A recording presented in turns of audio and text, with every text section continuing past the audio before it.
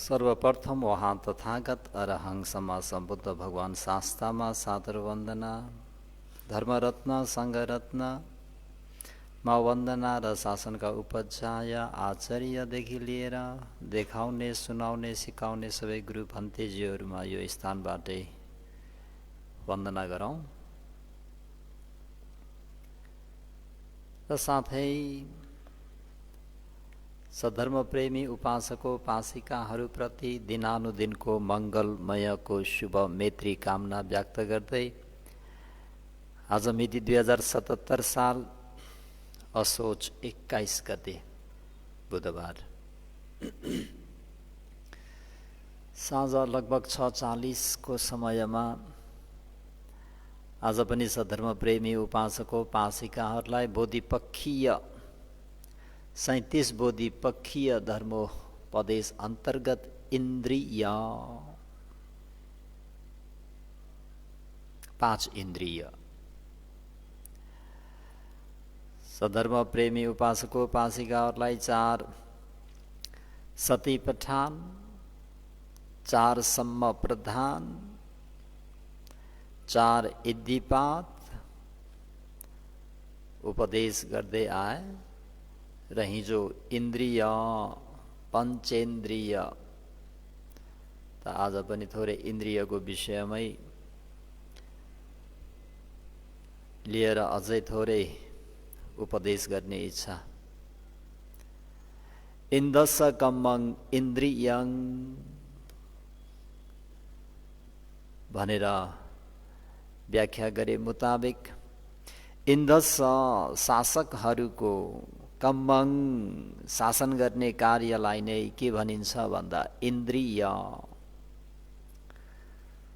अथवा नियन्त्रकहरूको नियन्त्रण गर्ने कार्यलाई नै इन्द्रिय।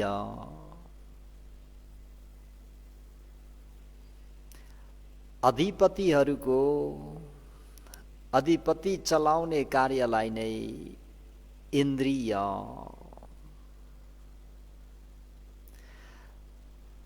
अर्थात् शासकहरूद्वारा शासन गर्ने कार्यलाई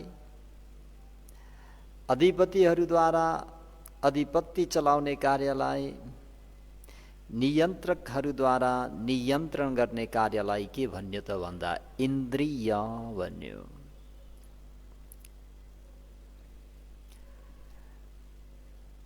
हुन त इन्द्रिय चक्षुन्द्रिय श्रोतेन्द्रिय घानेन्द्रिय जीवेन्द्रिय कायेन्द्रिय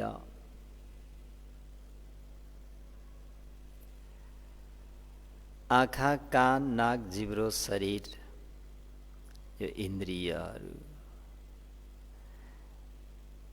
आँखाले आँखाको इन्द्रियलाई के गर्छ त भन्दा शासन गर्छ। आँखा भन्ने शासकले आँखाको इन्द्रियलाई शासन गर्छ। उसले आदेश गर्यो भने त्यसलाई कसैले पनि नाकार्न सक्दैनन्। आँखाको खिलाफ कान नाक जिब्रो शरीर जाँदैन। कानले पनि शासन चलायो, कान भन्ने शासकले शासन चलायो भने अब अरू कसैको दाल गल्नेवाला छैन। यसरी पनि बुझ्नु पर्यो। शासकद्वारा शासन गर्ने कार्यको अर्थ हो जहाँ शासकले शासन गर्छ त्यहाँ कसैले पनि विरोध गर्न सक्दैनन्। अरूले विरोध गर्ने कुरै हुँदैन। कानको विषयमा अरूले विरोध गर्न सक्दैनन्। यसरी पनि बुझिराख्नुहोस्। र यस अर्थमा शासक अथवा नियन्त्रकले जसमाथि शासन वा नियन्त्रण गर्छ त्यही इन्द्रिय हो भनेर पनि बुझिराख्नु पर्यो। यसको तात्पर्य हो चित्तलाई नियन्त्रण गर्नु। इन्द्रिय 5 प्रकारका छन् भनेर हिजो पनि भने। सद्धिन्द्रिय, वीर्येन्द्रिय, सतीन्द्रिय, समाधिन्द्रिय, पञ्चेन्द्रिय। सद्धिन्द्रियको अर्थ हो सद्धर्म प्रेमीहरू हो धीर्य, सरी सद्इन्द्रियको अर्थ श्रद्धा, सम्मपदान। वीर्यको विषयमा धेरै भन्दाखेरि मुखमा वीर्य नै झुन्डेछ है, क्षमा गर्नुहोस्। सद्इन्द्रियको अर्थ के हो? श्रद्धा। श्रद्धाको अर्थ पनि के त भन्दा नियन्त्रण गर्नु रे। श्रद्धा दुई प्रकारका जसलाई राखिएको छ, एउटा प्रकृति श्रद्धा, अर्को भावना श्रद्धा। प्रकृति श्रद्धा र भावना श्रद्धा भनेर श्रद्धालाई दुई भागमा विभाजित गरिएको छ। प्रकृति श्रद्धा भन्नाले साधारण व्यक्तिको जुन दान गर्ने श्रद्धाशील,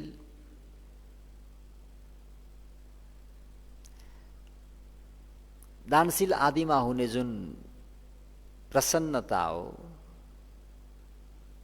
त्यसलाई प्रकृति श्रद्धा भनिन्छ। प्रकृति श्रद्धाले चित्तलाई नियन्त्रण गर्दछ भने तापनि किन दान श्रद्धा नभइकन हुँदैन? त त्यो लोभलाई के गर्यो? एकछिन नियन्त्रण गर्यो। त प्रकृति श्रद्धाले चित्तलाई नियन्त्रण गर्छ भने तापनि जुन माथि जुन अघिको दिनमा जुन मैले उपदेश गर्दै आउने क्रममा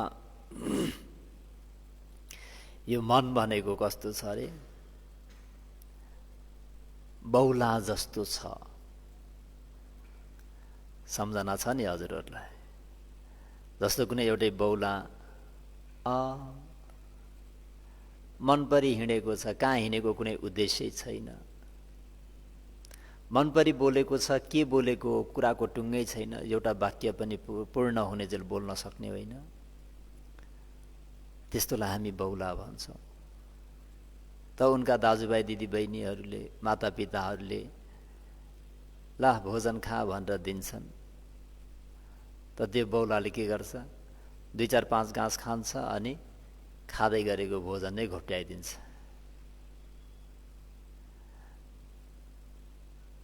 त हामीहरू पनि के गर्छौँ? श्वास प्रश्वास गर्न बस्छौँ अनि 2-4 पटक श्वास प्रश्वासमा होस के राख्छौँ अनि त्यो बौलाले घोप्ट्याइदिए जस्तै हामीले पनि के गरिदिन्छौँ? श्वास प्रश्वासलाई घोप्ट्याइदिन्छौँ। भन्नुको तात्पर्य मन कहाँ हो, कहाँ पुगिसकेको हुन्छ, कुन विषय लिएर चिन्तन गरेको हुन्छ, होसै हुँदैन है।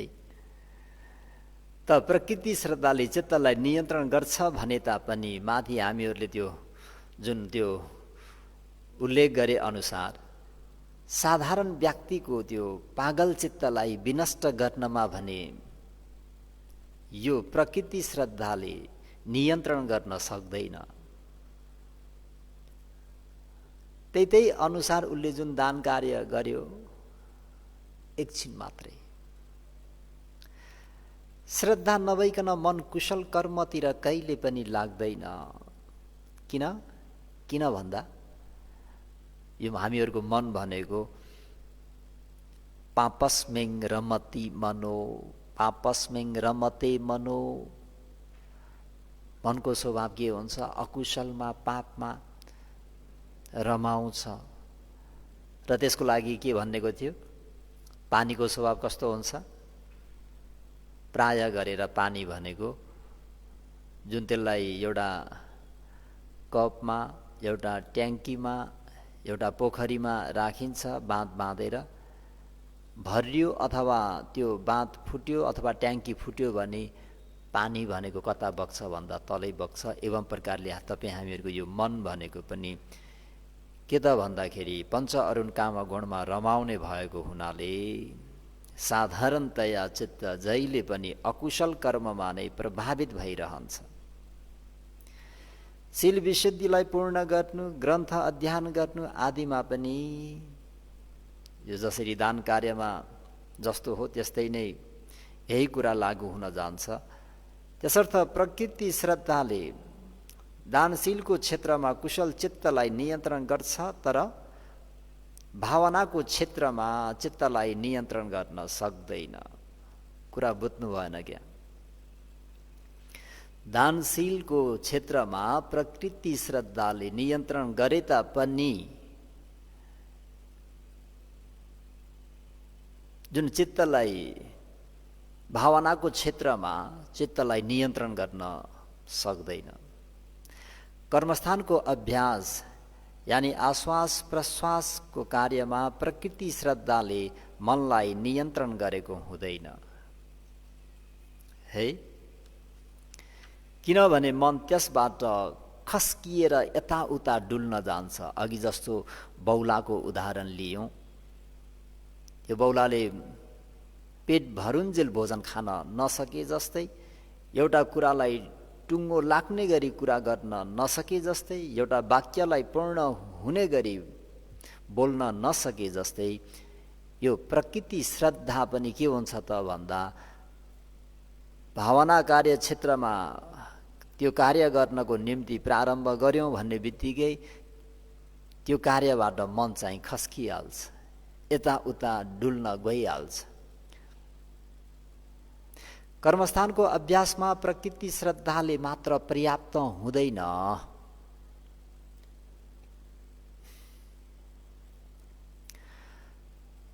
त भावना श्रद्धा श्वास प्रश्वास आदि कर्मस्थानको अभ्यासद्वारा भावनाको अनुभूतिबाट महान बल वा शक्ति प्राप्त हुने श्रद्धालाई हामी भावना श्रद्धा भन्छौँ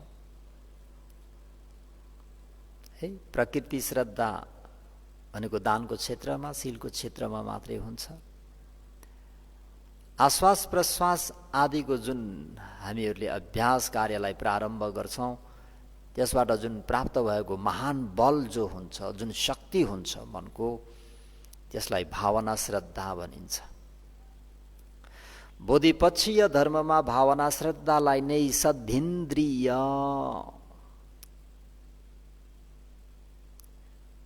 बोधिपक्षीय भनेको परम शान्ति सुख निर्वाणलाई साक्षात्कार गर्नको निम्ति भगवान शास्त्रले लक्षित गरेर उपदेश गर्नुभएको यो इन्द्रिय भनेको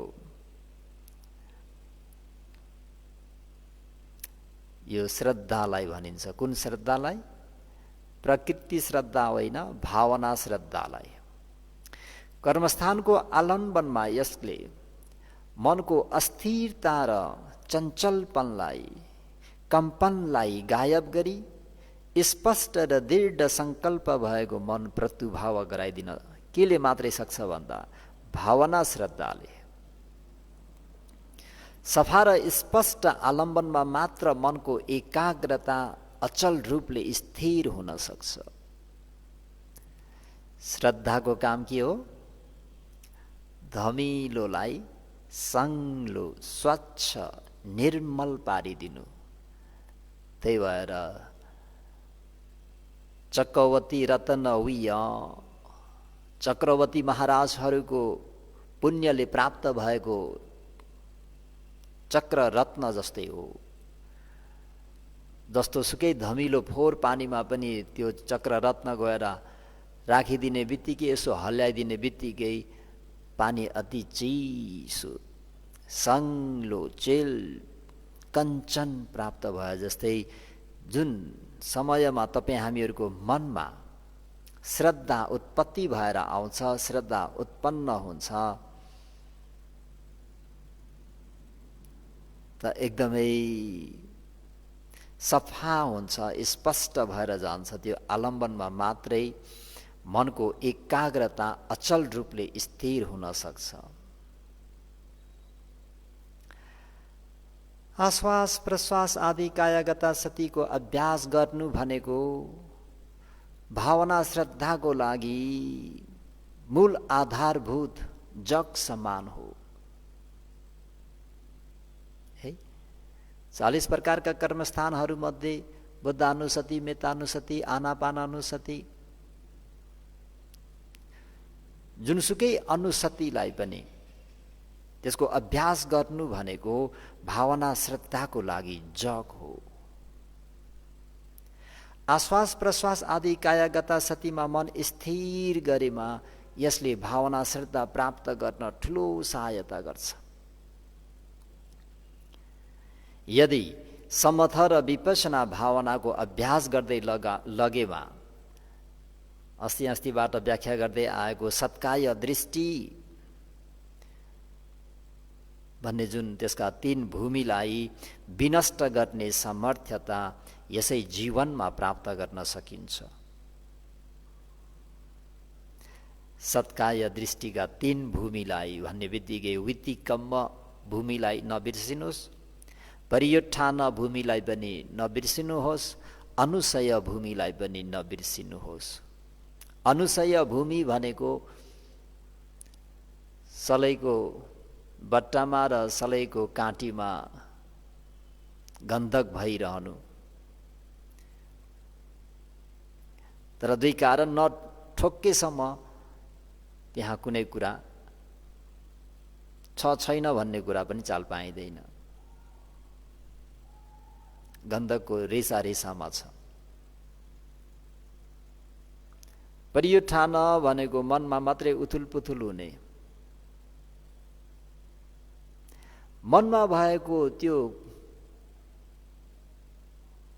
क्लेशलाई भनौँ, यदि शरीर र वचनमा आउन नदिकन संयम गर्न सक्यौं भने त्यसलाई सत्पुरुष भनिन्छ।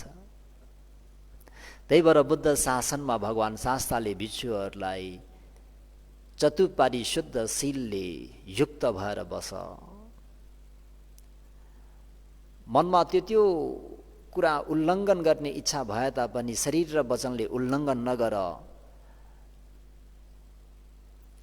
मनमा त विभिन्न कुराहरू चलिरहेको हुन्छ, विभिन्न कल्पनाहरू भइरहेको हुन्छ, तर त्यसलाई मनमै दबाउन सक्यौं भने पनि केले दबाउने त भन्दा शीलले।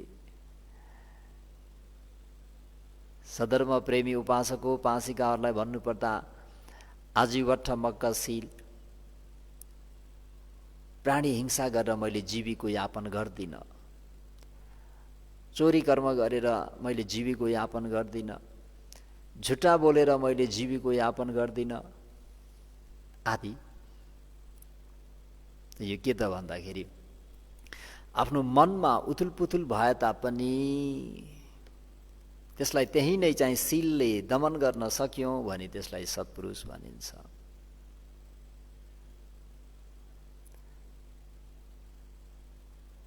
त यो हो भावना श्रद्धा। भावना श्रद्धा चाहिँ राम्ररी यदि समथ र विपसना भावनाको अभ्यास गर्दै लगेमा सत्काय दृष्टिका यो 3वटै कुरालाई नै के गर्न सक्छौं, निर्मूल गर्न सक्छौं। आश्वास प्रश्वासबाट प्रारम्भ गरेको त्यो भावना श्रद्धा, यो सद्धिन्द्रियको विषयमा यतिमै राखौं। वीर्य इन्द्रिय भनेको वीर्य हो। वीर्यलाई पनि 2 प्रकारले नै जतलाइएको छ, एउटा प्रकृति वीर्य, अर्को भावना वीर्य। यसलाई अझै अर्को प्रकारले भन्नुपर्दा कायिक वीर्य, चेतसिक वीर्य, शारीरिक वीर्य र मानसिक वीर्य। कायिक वीर्य सांसारिक विषयमा प्रचुर मात्रामा प्रकृति वीर्य संयुक्त भएको व्यक्तिले भावना वीर्य सजिलैसँग प्राप्त गर्न सक्दछ भन्नेको छ है। जस्तै हामी धुतङ्गमा पिण्डपातिकाङ्ग भन्छ, भिक्षाटन गरेर खानु एउटा वीर्य हो नि त। सङ्घ भोजन बोलाउँदा त्यसलाई अस्वीकार गर्नु, भिक्षाटनै गरेर खानु। गणभोजन, पाक्षिक भोजन, के भन्छ पक्ष भोजन, विशेष तिथिमा अष्टमी औँसी पूर्णिमामा बोलाएर त्यो निमन्त्रणा भोजनलाई अस्वीकार गरेर चाहिँ पिण्डपातिकाङ्ग प्राप्त भएको भिक्षामा निर्भर रहने भनेको त्यो त्यसले वीर्यलाई, कायिक वीर्यलाई एकदम प्रबल बनाइदिन्छ। त्यो कायिक वीर्य एकदम प्रबल भइदियो भने चैतसिक वीर्यमा पनि धेरै त्यसले सपोर्ट गर्छ। भावना वीर्य पनि सजिलैसँग प्राप्त गर्न सक्छ। त्यही भएर बुद्ध शासनमा कतिपय भिक्षु गणहरूले यस्ता धुतङ्गहरूले भगवानले बताउनु भएको 227 शीललाई मात्र होइन, अझै मनका विकारहरूलाई चकनाचुर पारेर खसाल्ने, धुएर पठाउने, निर्मूल गर्नको निम्ति विशेष नियमहरूलाई पनि अझ थप पालन गर्छन्। जस्तो निसज्जिकाङ्ग, संयम त्याग गर्ने दूताङ्ग, ब्याडै युज नगर्ने है।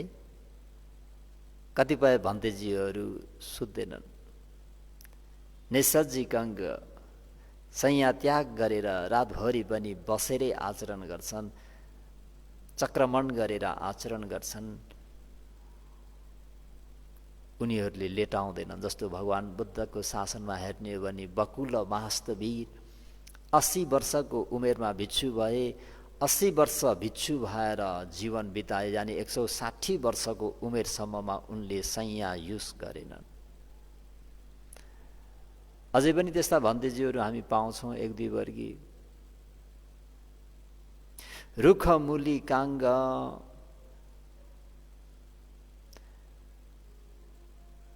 वृक्षको मूलमा नै बसेर आचरण गर्ने, त्यो नियमलाई पालन गर्ने भन्तेजीहरू। हामीहरूलाई प्रवचित गराउँदाखेरि पनि यो कुरा पनि भनिएको हुन्छ, सम्झाइएको हुन्छ कि तिमी रुख मुनि नै बस्नुपर्छ। यदि तिम्रो पुण्य भाग्य भएर श्रद्धावान दाताहरूले बिहार दिए भने ठिकै छ, होइन भने रुख मूली काङ्ग भन्ने वृक्ष मूलकै हामीहरूको बिहार हो है। रुखमुनि बस्ने धुताङ्ग, अब्बो काशी काङ्ग, खुला आकाश मुनि बस्ने। किन खुला आकाश मुनि बसेपछि आलस्यपन झुलेर बसेर भएन। मैदानमा बसिसकेपछि चारैतिर खुल्ला छ, केही पनि छैन। शोषानिक काङ्ग, शमशानमा बस्ने धुताङ्ग। यी धुताङ्गहरू भनेको कायिक वीर्य भावनाहरू हुन्। शरीरबाट गर्ने जुन परिश्रम, मेहनत, उत्साह, वीर्य इन्द्रिय, कायिक वीर्य इन्द्रिय, वीर्य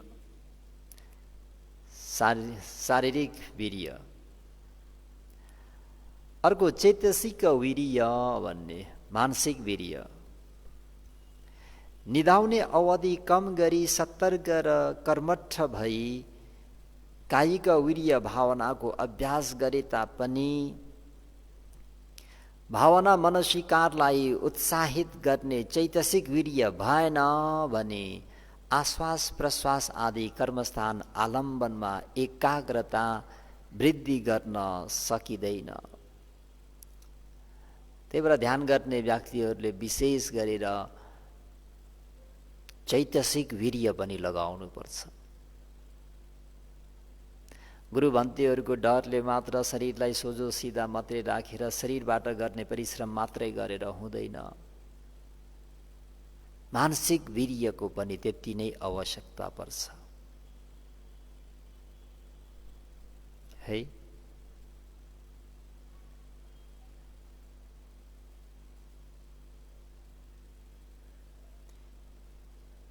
त चैतसिक वीर्य भएन भने आश्वास प्रश्वास आदि कर्मस्थान आलम्बनमा एकाग्रता वृद्धि गर्न सकिँदैन र इन्द्रिय र मनको स्पष्ट अनुमति बिना, अनुभूति बिना अभ्यासको अवधि के हुन्छ त भन्दाखेरि व्यर्थमा लम्बिन जान्छ। सद्धर्म प्रेमी उपासक उपासिकाहरू जुनसुकै कार्यमा पनि मानिस लागेपछि त्यसमा चाँडै ज्ञान प्राप्त गर्नु नै उचित हुनेछ, असल हुनेछ। यदि त्यो कार्यले मानिसमाथि विजय प्राप्त गराउनु उचित हुँदैन, कुनै पनि कार्यले मानिसमाथि विजय प्राप्त गराउनुको अर्थ हो वास्तविक शक्ति र दिलचस्पी बिना काम गर्नु, जसको परिणाम स्वरूप के हुन्छ त भन्दा कुनै ठोस नतिजा ननिस्किनु, जति नै श्वास प्रश्वास गर्दा पनि मन एकाग्र नहुनु। किन त्यस्तो भयो त भन्दाखेरि दिलचस्पी त छैन त्यसमा, करले काम गरे जस्तो भइदियो, रहरले होइन कि मैले मेरो मनलाई दमन गरेर छाडिदिन्छु भन्ने जुन चैतसिक वीर्य नै छैन। लहै लहैमा आइयो, बस्यो, तर भित्री मनबाट चाहिँ कहिले चाहिँ यो अवधि पुरा हुन्छ र म यहाँदेखि चाहिँ घर जान पाम भन्ने त्यस प्रकारले काम हुँदैन। त्यही भएर वास्तविक शक्ति र दिलचस्पी बिना काम गर्नु, जसको परिणाम स्वरूप कुनै ठोस नतिजा ननिस्किनु र जति जति दिन महिना बित्दै गयो उति उति अल्छी लागेर शारीरिक कृत्य विरक्त र उराट लागेर आउनु। यस उडाटपनले अभ्यासको वृद्धिमा सुस्ती ल्याउँछ र यस सुस्तीपनले अर्को सुस्ती अझ थपिदिन्छ। अनि यस कार्य नै बदलिने राम्रो होला कि कार्य नै बदलिने भनेको त्यहाँदेखि भन्तेजी मलाई त श्वास प्रश्वास भएन, धातु कर्मस्थान दिबक्सोस् न। अनि धातु कर्मस्थानको अभ्यास गर्यो भन्तेजी मलाई त कसिनको अभ्यास गर्न चाहन्छु, मलाई कसिनको कुनै कर्मस्थान दिनुहोस् न। ऊ एउटा पनि कर्मस्थानलाई राम्ररी अभ्यास गर्न चाहँदैन, त्यो घरिघरि बदलिरहन्छ। अनि यस कार्य नै बदलिने राम्रो होला कि भन्ने विचार आउँछ। यसरी उसले एकपछि अर्को कार्य बदलिँदै जान्छ र वीर्यको कमीले गर्दाखेरि कार्यले मानिसमाथि विजय प्राप्त गर्छ। कार्यमाथि मान्छेले चाहिँ विजय प्राप्त गर्नुपर्ने, कार्यले चाहिँ मानिसलाई विजय गर्थ्यो, उल्टो भइदियो। त्यही भएर भावना वीर्य, कर्मस्थानको अभ्यासमा कायिक वीर्य र चैतसिक वीर्य दुवै लगाउन सकेमा मात्र चाँडै सफलता हासिल गर्न सकिन्छ। शारीरिक परिश्रम प्लस मानसिक परिश्रम दुवै बराबर लगाउनु पर्ने हुन्छ।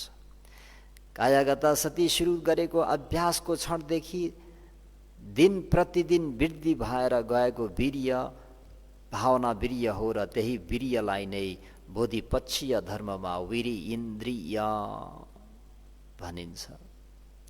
यसले कर्मस्थान भावनाको सुस्तीपन र अल्छीपनलाई विनष्ट गरी परम उत्साही र शक्ति दिलाउँछ। चित्तको स्वभाव यस्तो हुन्छ कि जुन आलम्बनमा लगाउनाले चित्त प्रबल हुन्छ, प्रबल हुन्छ भनेको चित्त शक्तिशाली हुन्छ, चित्त बलवान हुन्छ, त्यसैमा त्यो रमाउँछ। यो भयो वीरि इन्द्रिय। सतीन्द्रियलाई हेरौँ। बोधिपक्षीय धर्ममा सतीन्द्रियको अर्थ हो श्वास प्रश्वास आदि शरीरको कुनै पनि भागमा कायगत सतीको अभ्यास गरेर त्यसबाट लोकोत्तर सम्यक स्मृति मार्ग प्राप्त नभएसम्म अभ्यास गरी भावना त्यो स्मृतिलाई सतीलाई वृद्धि गर्नु। आनापानानुसति गरेका छौँ भने त्यो आनापानासति मन एकाग्र नभएसम्म, मनलाई दमन नगरुन्जेलसम्म त्यो स्मृतिलाई गुमाउन हुँदैन, विस्मृति हुन हुँदैन। यो नै सतीन्द्रिय। चाहे कायानुपस्सना, वेदना चित्त धम्मानुपस्सना, जुनसुकै अनुपस्सना होस्, लोकोत्तर सम्यक स्मृति मार्ग प्राप्त नभएसम्म अभ्यास गरि नै राख्नुपर्ने, स्मृति बनाइ नै राख्नुपर्नेलाई सतीन्द्रिय।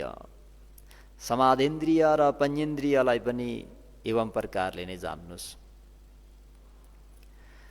श्वास प्रश्वास आदि सती पठानको आलम्बन मध्ये कुनै एक आलम्बनमा भावना गर्दा समाधिन्द्रियले मनको चञ्चलपनलाई, उद्धत्यलाई, औद्धत्यपनलाई दूर गर्दछ। आश्वास प्रश्वासमा हामी एकदमै स्मृतिवान भएर गयौँ। यो स्मृतिको आलम्बन मध्ये कुनै एक आलम्बनमा भावना गर्दा जब मन एकाग्र भएर आयो भने मनको त्यो जति पनि चञ्चलपन हो, चपलपन हो, अस्थिरपन हो, त उद्धत्य औद्धत्यपन हो, दूर पार्छ। केले? समाधिन्द्रियले।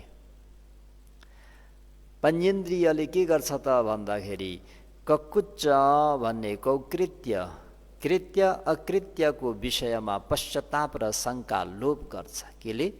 पञ्चेन्द्रियले। जुन पश्चाताप हो, जुन कौकृत्य हो, जुन शङ्का हो, त्यसलाई निवारण गरिदिन्छ। त यी इन्द्रियहरू सदिन्द्रिय, सद्धिन्द्रिय, वीर्येन्द्रिय, सतीन्द्रियले राजालाई बढाइ चढाइ गरी प्रशंसा गर्ने व्यक्तिहरूले जस्तै समाधिन्द्रिय र पञ्चेन्द्रियलाई उच्च तहमा पुर्याइदिन्छ। समाधि र प्रज्ञालाई केले उच्च तहमा पुर्याउने त भन्दा श्रद्धा, वीर्य, सती भन्ने इन्द्रियले, यो तीनटा इन्द्रिय मिल्यो भने बल्ल समाधि र प्रज्ञा इन्द्रिय हो, त्यो उच्च तहमा पुग्छ। आश्वास प्रश्वासको अभ्यास गरी मनलाई समाधिमा लगाउन सकेपछि समथ भावना मार्ग अपनाएमा आश्वास प्रश्वासको अभ्यास गर्दा गर्दै गर्दा गर्दै गर्दा गर्दै मनलाई समाधिमा लगाउन सकियो, मनलाई एकाग्र बनाउन सक्यौँ भने र समथको मार्गतर्फ अपनाएर त्यतातिर गयौँ भने समाधिन्द्रियले के गर्छ त भन्दा प्रथम ध्यान, द्वितीय ध्यान, तृतीय ध्यान, चतुर्थ ध्यानदेखि लिएर 8 समापत्ति प्राप्त गर्छ। केले? समाधिन्द्रियले। भने पञ्चेन्द्रियले के गर्छ त भन्दा इद्धिविद्ध भन्ने आदि 5 अभिज्ञान प्राप्त गर्छ। इद्धिविद्ध लौकिक शक्ति, दिव्य स्रोत आदि गरिएको 5 अभिज्ञान प्राप्त गर्छ। यदि यो सद्धिन्द्रिय, वीर्येन्द्रिय, सतीन्द्रियको अभ्यास गर्दै गर्दै गर्दै आनापानानुसतिबाट मनलाई एकाग्र बनाएर गयौँ र विपश्यना भावना मार्गमा विपश्यना भावनालाई अपनाएर गयौँ भने त्यो समाधिन्द्रियले के गर्छ त भन्दा शून्यत समाधि, शून्यतामा एकाग्रता गर्छ। अनिमित्त समाधि बिना निमित्तको एकाग्रतामा जान्छ। अपरिहित समाधि इच्छाहीन एकाग्रतामा जान्छ। त्यो कुरालाई प्राप्त गर्छ भने पञ्चेन्द्रियले चाहिँ के गर्छ त भन्नुहुन्छ भने दिट्ठी विशुद्धि, काङ्क्षा वितरण विशुद्धि, मग्ग ज्ञान दर्शन विशुद्धि, ज्ञान दर्शन विशुद्धि आदि गरिएका विशुद्धि गरिदिन्छ है। सद्धिन्द्रिय, वीर्येन्द्रिय, सतीन्द्रियको अभ्यास गर्दा गर्दै गर्दा गर्दै समाधिन्द्रियमा गयौँ भने त्यो समाधिले शून्यता, अनिमित्त, अपरिहित 3टा समाधिलाई प्राप्त गर्न सक्छ भने विपश्यना कार्यक्षेत्रमा गएर पञ्चेन्द्रियले चाहिँ के गर्न सक्छ त भन्दा दिट्ठी विशुद्धि। पहिला हामीहरूको शील विशुद्धि भइसकेको छ। आश्वास प्रश्वासको कार्यमा चित्त विशुद्धि भइसकेको हुन्छ र प्रज्ञाको क्षेत्रमा ओर्ल्यौँ भने त्यसले के गरिदिन्छ? दृष्टि विशुद्धि आदि पञ्च विशुद्धि र साथै 3 अनुपश्यना ज्ञान प्राप्त गरिन्छ। 3 अनुपश्यना ज्ञान भनेको सद्धर्म प्रेमी उपासक उपासिकाहरू हो। अनिच्चानुपश्यना, दुःखानुपश्यना, अनात्मानुपश्यना, अनित्य दुःख अनात्मा त्रिलक्षणको अवबोध गरिदिन्छ। केले? पञ्चेन्द्रियले। यो इन्द्रिय एकदमै आवश्यकता छ।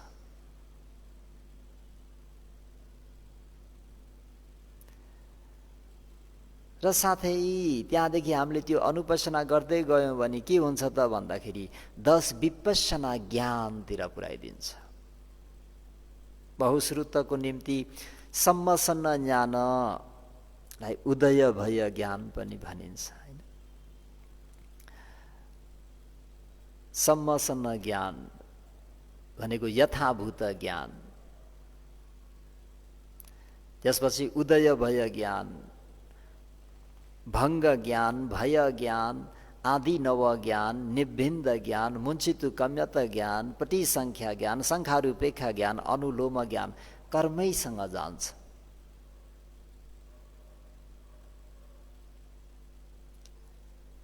सदिन्द्रिय, वीर्येन्द्रिय, सतीन्द्रियको राम्ररी भाविता गर्ने, भाविता गर्दै गर्दै गर्दै गर्दै गएर चाहिँ जब विपश्यना कार्य क्षेत्र मन एकाग्र भयो, त्यो एकाग्र भएको मनलाई प्रयोग गरेर आधार लिएर त्यसबाट खण्डतिर ढालिदियौँ, खण्डतिर ज्ञान लगाइदियौँ र पञ्चेन्द्रिय चाहिँ भइदियो भने यसरी दिट्ठी विशुद्धि, अनुपश्यना ज्ञान, विपश्यना ज्ञान, त्यसपछि त मग्ग ज्ञान, फल ज्ञान, पच्चवैखना ज्ञान भनेर अन्तिम पच्चवैखना ज्ञानसम्म पुर्याउँछ।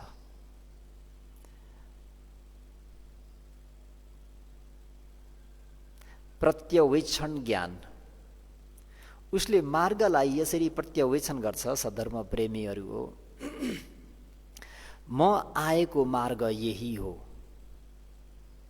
अनि उसले फललाई यसरी प्रत्यवेक्षण गर्छ, मैले प्राप्त गरेको फल सोतापत्ति फल हो। राखिदिउँ पहिलो मार्ग ज्ञान, फल ज्ञान। मैले प्राप्त गरेको फल के हो? सोतापत्ति फल यही हो। त्यसपछि उसले फेरि हटाएको क्लेशहरूलाई प्रत्यवेक्षण गर्छ। मैले हटाएका क्लेशहरू के हुन्? सत्काय दृष्टि, विचिकित्सा, शिलवथ प्रमास। सत्काय दृष्टि, विचिकित्सा आदि 3टा। त्यसपछि उसले ती 3 आर्य मार्गद्वारा क्लेशहरू हटाउनु पर्ने प्रत्यवेक्षण गर्छ।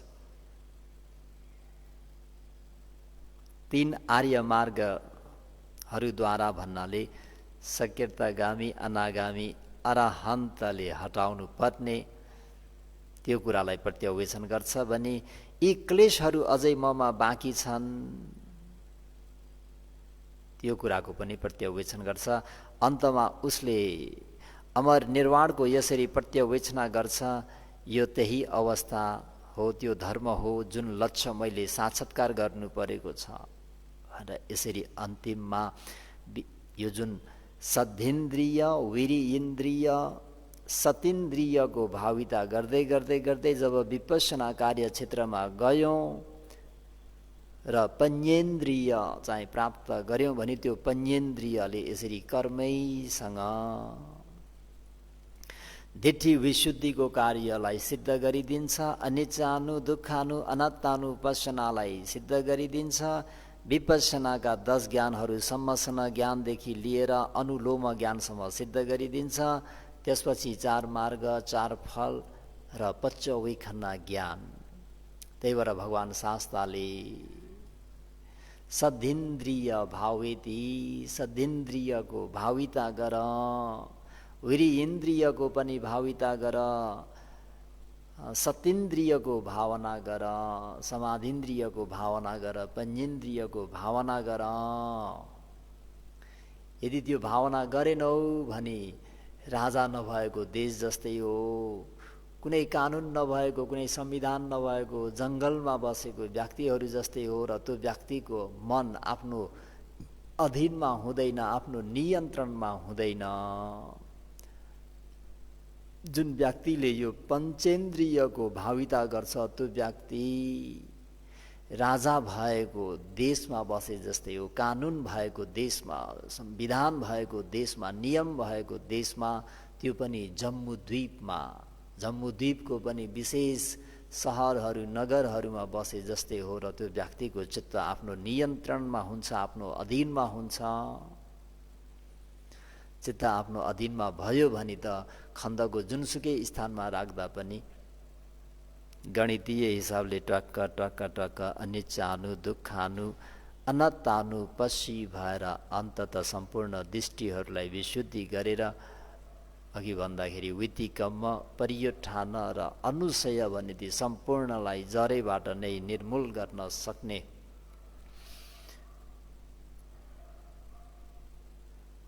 क्षमतावान योग्यवान सत्नर नारीहरू हुन सकोस् भन्दै आजको इन्द्रिय पञ्चेन्द्रियको विषयमा आज यतिमै समाप्त गरौँ। इदं मे दानम इदं मे पुण्यं आसवख्या वहं होतु निब्बान्नस्स पचयो होतु सब्बे सत्ता अनुमोदन्तु सुखिता भवन्तु। साधु साधु साधु।